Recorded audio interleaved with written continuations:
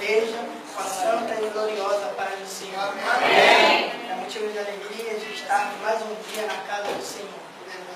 Me encontro alegre com mais uma oportunidade de poder ser ministro da palavra de Deus. Gostaria de ler com a amada igreja em Lucas 7.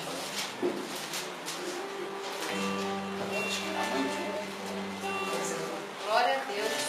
Som. Lucas 7, versículo 11. É um texto muito conhecido, mas nós sabemos que o Senhor fala cada dia de uma forma diferente aos nossos corações. Eu vou ler os ímpares, gostaria que a amada igreja lesse os pares. Só um do só tá bom. Lucas 7, 11. versículo 11. O filho da viúva de Naim. E aconteceu pouco depois, e ele a cidade chamada Naim. E com ele iam muitos dos seus discípulos, e uma grande multidão. E quando chegou perto da porta da cidade, eis que levavam um defunto, filho único de sua mãe, que era viúva, e com ela uma grande multidão da cidade. Por ser pequeno, vamos ler até o 17. E vendo-a o Senhor, moveu-se de íntima compaixão por ela, e disse-lhe: não chores. E chegando-se, tocou em chifre, e os levavam para e disse: jovem, eu te digo, levanta-te. E o defunto assentou-se e começou a falar, e entregou-o à sua mãe.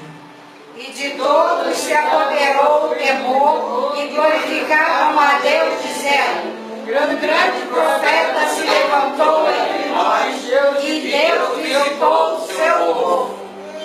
E correu dele esta fama por toda a Judéia e por toda a terra circunvizinha. Ó Pai querido, mais uma vez, Senhor, coloca o Senhor diante de tua face. Ó Pai querido, que eu só venha falar aquilo que te agrada. Ó Pai querido, eu não tenho nada, Senhor, a oferecer ao seu povo. Que tu venha, Senhor, derramar a solução. Que tu venha, Senhor, derramar o teu Espírito sobre a minha vida, para que eu venha, Senhor, assim, falar aquilo, Senhor, que venha, Senhor, atender os nossos corações. É que eu te peço, que leve isso em nome de Jesus. Amém. Podem sentar. Glória a Deus, glória a Deus. Aqui é um texto muito conhecido. Fala sobre o filho da viúva de Naim, a ressurreição do menino. O que me chama a atenção é que Jesus, algo despertou em Jesus para que ele visitasse Naim. Jesus, ele não faz viagem perdida. Jesus, ele não vai a um lugar sem nenhum propósito. Nós é que às vezes até vamos a um lugar sem propósito, mas Jesus não. Quando ele vai a um lugar, é porque ele quer abençoar, curar, transformar e salvar. É como se Jesus está aqui presente. Ele não está aqui sem propósito. Ele está aqui sim para ressuscitar os teus sonhos, para te dar alegria, para fazer com que você viva bem entre sua família. Ou seja, ele está aqui para derramar as bênçãos dele sobre a nossa vida. Porque Jesus não faz viagem perdida. Ele quer nos abençoar. E o que me chama a atenção aqui, que a Bíblia diz que Jesus sai de Nazaré, Lucas 4, e depois vai para Cafarnaum, e de Cafarnaum ele entra na cidade de Naim. Mas o que me chama aqui a atenção é que havia uma multidão com o Senhor. Se nós observarmos a multidão que está do lado de Cristo, nós vemos o que? A face formosa, alegre, feliz. E do outro lado nós vemos quem? A tristeza. Aqui é o Senhor já nos ensinando que quem anda com Jesus formoseia o seu rosto. Por porque por onde Jesus passa, todos vão se alegrar por estar na presença de Deus. Mas o que me chama a atenção é que Jesus, indo para Naim, ele está caminhando. De repente ele para na porta da cidade de Naim. E Jesus vê um cortejo fúnebre, uma grande multidão trazendo o filho que estava no caixão. E a Bíblia fala ali que Jesus, quando olha, ele morre de quê? Íntima compaixão. Mas o que eu quero dizer com isso? Que havia, há 10 minutos aproximadamente, dali para o cemitério, havia 10 minutos que o sono daquela mulher ali seria o quê? Enterrado. 10 minutos, todos os projetos, todos os planos daquela mulher, daquela viúva, seria acabado. A 10 minutos do outro lado, no cemitério, havia um coveiro pronto para enterrar o que ela tinha mais de precioso na vida dela. E o que me chama a atenção é que essa viúva de Naim, ela não clamou para que Jesus fizesse maravilha. Ela não pediu, ela não implorou, ela não orou. Mas Jesus moveu-se de íntima compaixão. E lá do outro lado, há 10 minutos, havia um coveiro. Ou seja, alguém para matar os sonhos daquela mulher. O que eu entendo com isso, queridos? Há 10 minutos, muitas das vezes, Satanás está aqui para querer desanimar nossa fé.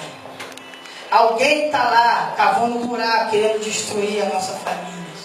Há 10 minutos querendo destruir os nossos sonhos. Há 10 minutos, até nós mesmos podemos dizer: eu não consigo mais orar, eu não consigo mais clamar, a sepultura está aberta, Satanás quer enterrar. Ele quer o que? Esfriar a nossa fé. Ele quer que nós desanimamos, sim, nos distanciamos da presença do Senhor. O coveiro está lá, pastor. E o coveiro representa o que? O símbolo de Satanás. Mas eu quero te dizer, nesta noite, aleluia, que Jesus, ele para na porta de Naim. É verdade. E o que eu quero dizer para a igreja?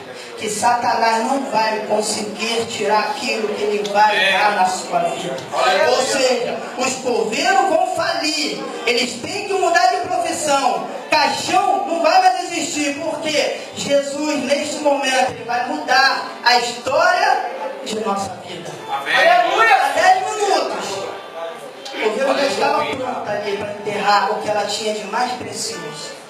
Muitas das vezes, quantas vezes alguém já até entrou por essa porta e já disse: eu não consigo mais, eu estou fraco.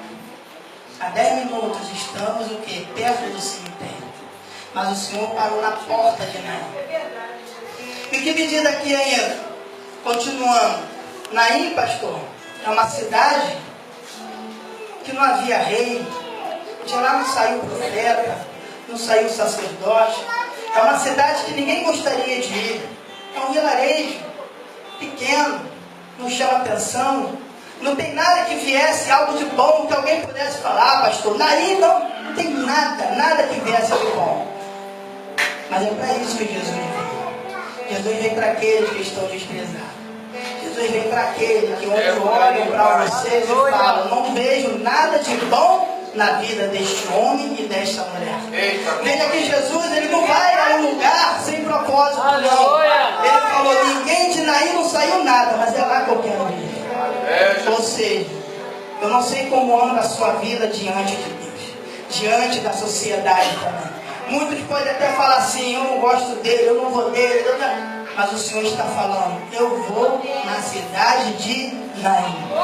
Porque foi por Naim que ele morreu na cruz. Foi por você que ele morreu na cruz. Ainda que outros não deem importância, mas Jesus, ele está dizendo que vai entrar na cidade de Naim. Oh, aleluia! Aleluia! Encaminhamos, Jesus. E quando chegou, Oh, glória! e quando chegou perto da porta da cidade, eu creio, pastor, que ali bateu no coração do Senhor. Porque a Bíblia fala que Jesus é a palavra viva. É a palavra viva. Verdade, Jesus. E quando Jesus... Oh, maravilha. Salmo 127, versículo 3. Eu vejo que quando Jesus para na entrada da cidade de Naim, quando ele vê o cortejo fúnebre se aproximando, Jesus, quando olha, Salmo 127, versículo 3. Quando Jesus olha, Aleluia, Jesus. eu tenho certeza que isso foi no coração do Senhor. Porque Jesus é a palavra viva que diz, ó, os filhos são herança do Senhor. Uma recompensa que Ele dá. Então quando Jesus olhou aquela cena, isso é minha herança. Os seus filhos é herança do Senhor. Nada vai fazer com que impeça o sonho da tua família. Jesus, quando olhou, ele lembrou do salmista. Meus filhos é herança. Eu não posso deixar essa viúva nessas condições, porque aquela criança que está lá é minha herança. Ou seja, o Senhor, Ele tem cuidado dos nossos filhos. Nos momentos difíceis, Ele não abandona a nossa família. Porque a palavra fala, os filhos são herança do Senhor. E tudo que é herança, Ele cuida. Porque o nosso Senhor, Ele é zeloso. O nosso Senhor, Ele é zeloso. Eu fico imaginando ali Jesus, quando para, olha para aquela mulher. Olha para aquela mulher. Toca nela e diz: mulher, não chore. Glória a Deus. E eu fiquei pensando aqui no Senhor. Não chore. Quantas palavras ela ouviu? Não chore. É verdade, Jesus. Não chores. Não chores. Maravilha. E aí eu fiquei meditando na palavra de Deus. Eu lembrei do livro das 7 vozes, que é o livro mais antigo da Bíblia Sagrada, que é o livro de Jó. As 7 vozes. Esta palavra, não chore, me levou no livro das 7 vozes, pastor. A primeira voz foi de quem? De Satanás. Quando Satanás vira ali para o Senhor, fala: também as tuas mãos abençoaste. Toque no que ele tem, que você vai ver se ele não vai murmurar contra você. A primeira voz. Aí o Senhor falou: pode tocar. Aí vem a segunda voz, do seu grande amigo, Zoar, que em hebraico quer dizer esplendor. Ou seja, a segunda voz de Zoar, seu melhor amigo, questiona. E vem a terceira voz, que é de Bildade, também seu grande amigo. Terceira voz, Bildade. E vem a quarta voz, ele faz. Ou seja, 4 vozes já foram. Primeira de Satanás e as terceiras de seus melhores amigos. Zoar, Bildade e ele faz. As 4 vozes já saíram. E vem a quinta, que é a voz da mulher, que diz: amaldiçoa o teu Deus e morre. 4 vozes. E vem também a quinta voz, não, a sexta voz, que é a de Jó, que ele diz: maldito o dia em que eu nasci. E eu fico imaginando, 6 vozes, 38 capítulos, 6 vozes, e Deus calado. Não foi diferente com aquela mulher. Não chore. 6 vozes e Deus calado. Jó se encontrava, pastor, numa condições que a sua carne, ela já estava fedendo a podre. Ou seja, o cheiro da sua podridão atingia mais ou menos cerca de 800 metros, pastor. Além de todo o sofrimento que este homem teve, ele nem poderia dormir, porque aves de rapina voavam sobre ele, esperando uma oportunidade de comer a sua carniça, a sua carne podre. Ou seja, ele passou um tormento que nós nem podemos imaginar, porque a tua carne fedia, estava podre. Então nem dormir ele podia dormir direito, porque aves de rapina, pastor, sobrevoavam sobre eles. Bichos do mato, querendo oportunidade para comer a sua carne. Verdade, Jesus. Podridão chama predadores, aqueles que se alimentam de carniça. Então nem dormir ele poderia dormir direito. Mas o que me chama a atenção na igreja é que durante Jó lá caído, havia aquele vento. Jó se esforça e levanta a cabeça. Vocês estão entendendo? Amém. No meio da luta, se esforça e mantenha-se de pé. Pior que pode ser qualquer dificuldade, não desanime. Se levante e coloque de pé. Durante o tempo, pastor, Jó foi lá sem força, já todo fraco, levantou um pouquinho, arrancou a cabeça. Mas que vento é esse? Não é época de vento? E de repente ele começa a olhar, aí sai uma voz lá do redemoinho, que quer dizer a sétima voz. E aqui não foi diferente. Não chores, não chores, não chores. Mas a sétima voz chegou na vida desta mulher. Vocês estão entendendo? As 7 vozes do livro de Jó. Na 7ª Deus se manifestou. E na última, aqui o Senhor se manifestou. O que eu quero falar, igreja, é: deixem falar da sua vida o que quiser. Deixem te humilhar. Deixem falar que você não é capacitada. Mas a última voz é do Senhor. Muitos vão falar. Deixa falar o que quiser.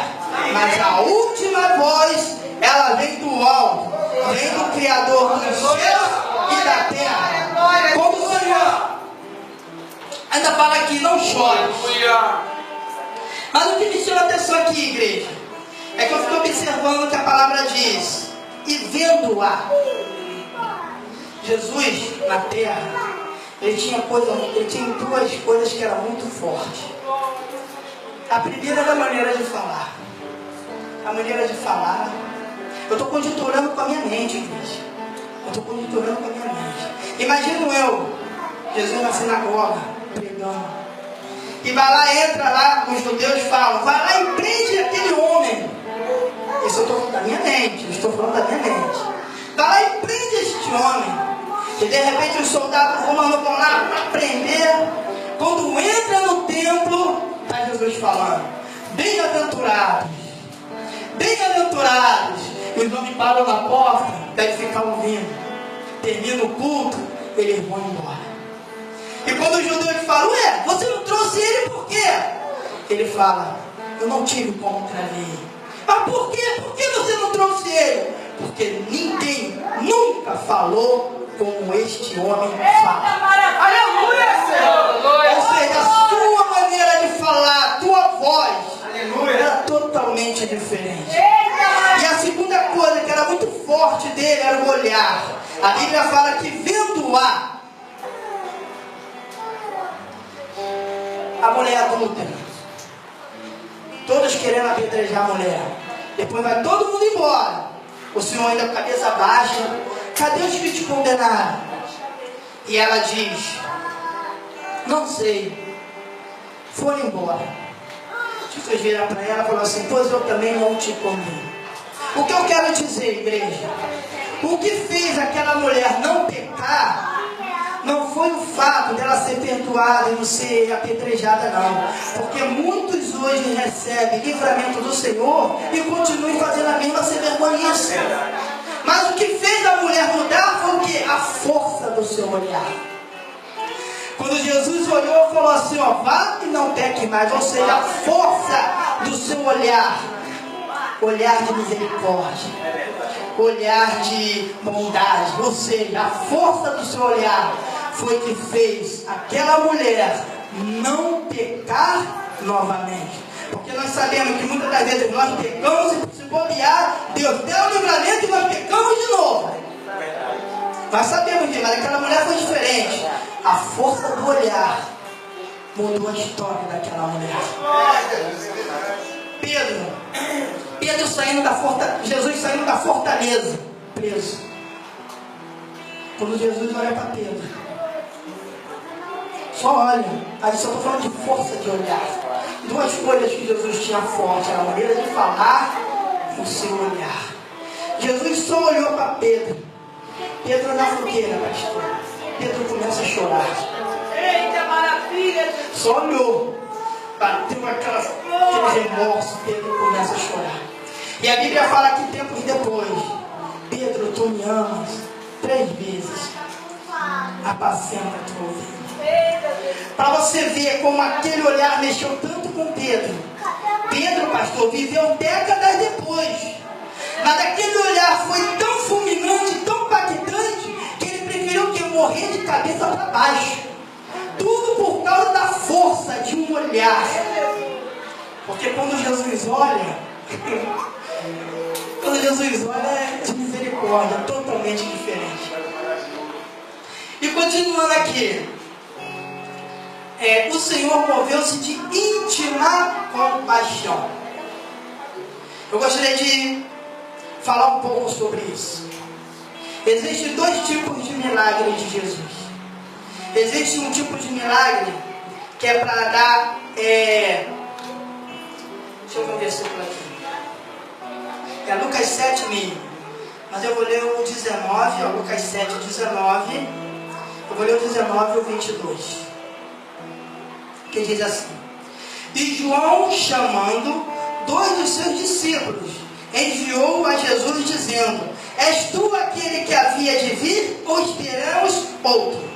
Aí o 22, respondendo então Jesus, disse-lhes: Ide e anunciai a João o que tendes vistes e ouvido. Os cegos veem, os coxos andam, os leprosos são purificados, os surdos ouvem, os mortos ressuscitam, e aos pobres anunciado eis o Evangelho. Ou seja, este versículo aqui, há um milagre que é para dar autenticidade ao seu ministério, para que ele mostrasse a sua glória, para que ele mostrasse ao povo que ele era o Filho de Deus, que ele era a ressurreição, que ele era a vida, que ele é que salvava, curava. Ou seja, havia milagres que Jesus fazia para mostrar a sua glória, ou seja, autenticidade ao seu ministério. Por isso que ele falou: diga a João, para você ver, ele está dando provas do seu ministério. Diga a João que os cegos enxergam, mudos falam, ou seja, para mostrar a sua glória. Mas havia também um outro tipo de milagre. O primeiro foi para Jesus mostrar que é o Filho de Deus. E o segundo, eu vou ler aqui, Mateus 15, 32.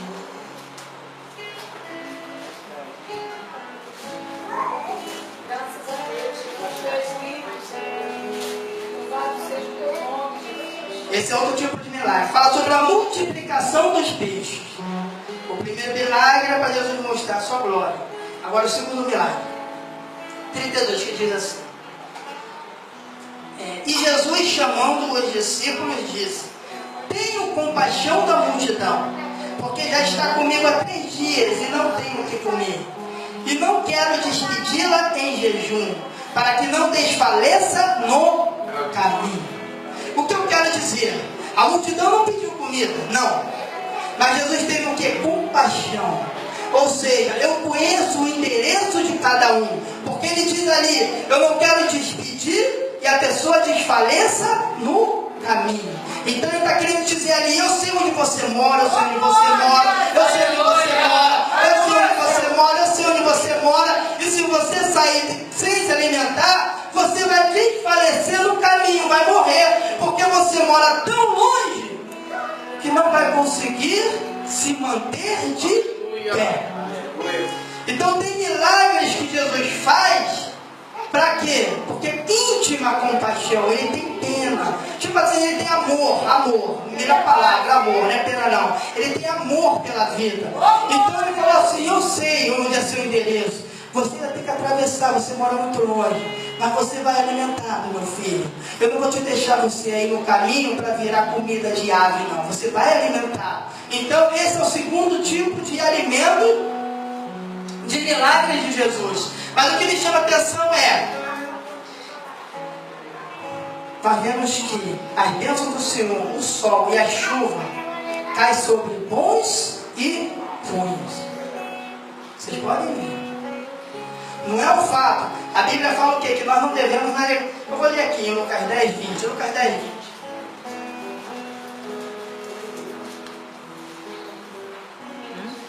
Lucas 10, eu vou ler o 17. Aqui fala sobre a missão dos 70 discípulos. Lucas 10, 17, que diz assim, a missão dos 70 discípulos. E voltaram os 70 discípulos com alegria, dizendo, Senhor, pelo teu nome até os demônios se nos sujeitam. Olha como é forte, Deus. Mas no 20 diz assim, mas não vos alegrei por se vos sujeitam os espíritos. Alegrai-vos antes por estar o vosso nome escrito nos céus. Glória a Deus. Vocês estão entendendo o que eu quero dizer? O Senhor, Ele abençoa, derrama chuva entre bons e ruins. Abençoa o macumbeiro, abençoa o feiticeiro, abençoa o idólatra, porque é íntima compaixão. Ou seja, ele vê o esforço daquela pessoa, daquele cara, então ele vai abençoar sim, porque Jesus ele não é ruim, ele vê o esforço e vai abençoar. Mas ele vê que quando nós entramos na casa, estou falando agora para nós que somos cristãos, quando nós entramos na casa do Senhor e nós recebemos as bênçãos e a maravilha do Senhor, isso não quer dizer que nós estamos com o nome escrito no céu, não. Veja que eles fizeram todas as maravilhas, olha lá, contudo alegrem-se, não porque os espíritos, bota no 17 por favor, não. Olha só para ver diferente, eram homens que faziam uma obra, olha lá, os 70... 17, os 72 voltaram alegres e disseram, Senhor, até os demônios se submetem a nós, em teu nome. Ou seja, eles foram para fazer a obra do Senhor. Mas o Senhor está falando, não se alegre em pular, não se alegre em louvar, não só se alegre em pregar. Não, nós devemos nos alegrar sim, que os nossos nomes esteja escrito no livro da vida. E para estar o nome escrito no livro da vida, nós devemos fazer o quê? Toda adoração ao Senhor, louvar, pregar, mas sim, nunca deixando o nome no livro da vida. É isso que eu quero falar para nós da igreja aqui. Jesus abençoa. Muitas das vezes entramos na casa do Senhor, Ele nos abençoa. Mas de todas as bênçãos, nós devemos manter assim, os nossos nomes, os nossos sobrenomes escritos no céu. Porque a recompensa Ele vai dar, mas é totalmente diferente do galardão. A salvação, Ele não vai confundir não. Abençoar, Ele abençoa, mas a salvação, pastor, vai ser em porta estreita. Vai ser estreita. Não é porque eu estou aqui pregando, ou Ele está me abençoando, que Jesus mudou a minha vida. Que eu vou ser salvo, não. Eu tenho que buscar a salvação. Eu tenho que procurar ser salvo. Eu tenho que estar meu nome escrito lá. Não basta eu estar aqui sabendo que meu nome está fora, não. Não, eu tenho que estar aqui sim. Mas ter a certeza que meu nome está escrito no céu. Porque de todas as maravilhas, a melhor é o nome escrito no céu. Nada adianta ter tudo na terra e o nome fora do céu. Nada adianta. Nada adianta, isso é tudo passageiro. Tu pode ser o que for, é tudo passageiro. Se tiver, olha o que é mais importante, foi dito lá. É o nome escrito, não se alegre com nada disso. Se alegre por estar com o nome escrito no céu. Glória! E continuando aqui. Maravilha! E chegando-se Jesus, tocou o esquife e os que levaram o pararam. Eu fico imaginando Jesus. Jesus toca e fala, coloca o esquife no chão. Eu imagino aqueles que estavam carregando. Eles dobram o braço e diz: quem você pensa que é? Eu fico imaginando. E o outro jogando piadinha. Quem sabe? Ele vai fazer um milagre, levar o esquife sozinho. Mas eu vou falar uma coisa. Por Jesus, Ele tem algo muito maior. Só para quem entende o que eu estou dizendo. Ele não vai levantar um esquife e levar sozinho, não. Ele vai fazer algo muito maior. É verdade. Quantos já dobraram o braço e riram de você? Quantos já dobraram o braço assim, ó? E lá, agora eu quero ver, papapá. Pois eu lhe digo, o que Ele vai fazer na sua vida não é isso, não. Ele vai fazer algo muito maior do que aqueles que cruzaram o braço e estão zombando de você. Porque o que o Senhor tem para os seus filhos é algo muito maior para nos alegrar. E eu fico imaginando que quando Jesus bota a mão, Ele bota no chão. Aí Jesus fala: levanta-te. O menino levanta e começa a falar. A Bíblia fala aqui, ó. E o defunto assentou-se e começou a falar. Ninguém vai calar os seus sonhos. Tudo aquilo que parece estar morto, Jesus está falando: eu vou ressuscitar você.